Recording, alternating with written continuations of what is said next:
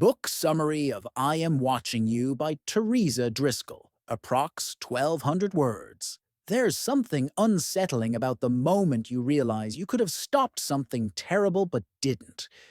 That eerie feeling of helplessness mixed with guilt is at the heart of I Am Watching You by Teresa Driscoll, a gripping psychological thriller that plays on our deepest fears and darkest regrets. The novel opens with a seemingly ordinary train ride and spirals into a chilling story of a missing girl, secret lives, and the haunting question, what would you do if you saw danger coming and chose to look away?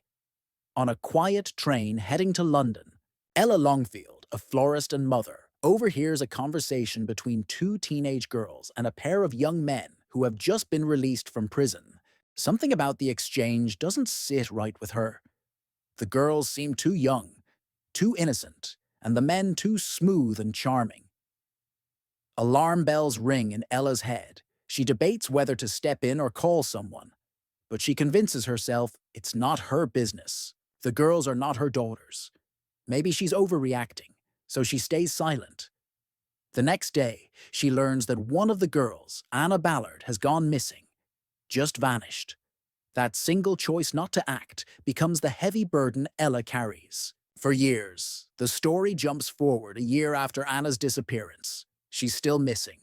No body has been found, no evidence to suggest she is alive or dead. Ella remains tormented by guilt. Every day she thinks about that night on the train. What if she had called the police? What if she had warned the girls? The guilt is consuming her, and has even strained her relationship with her own teenage son. But things are about to get worse. Ella starts receiving anonymous postcards. Someone is watching her. Someone knows she was there that night. Someone is threatening her silence.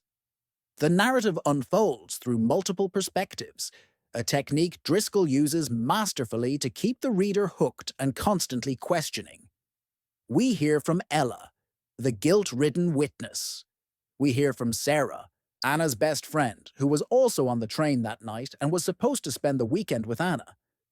But Sarah backed out at the last minute, claiming she was grounded. Sarah holds secrets of her own.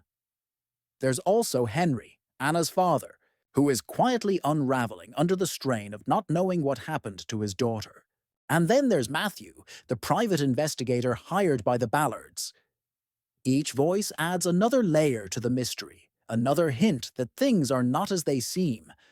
Ella's guilt becomes a kind of obsession.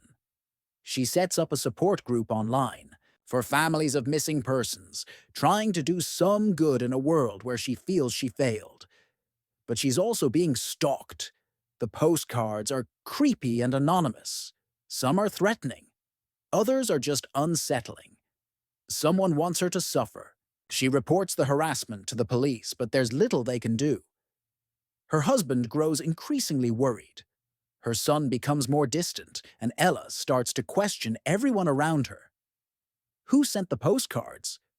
Was it someone who saw her on the train? Was it someone close to Anna? Or could it be someone even closer to Ella? Sarah, the best friend, carries her own private guilt.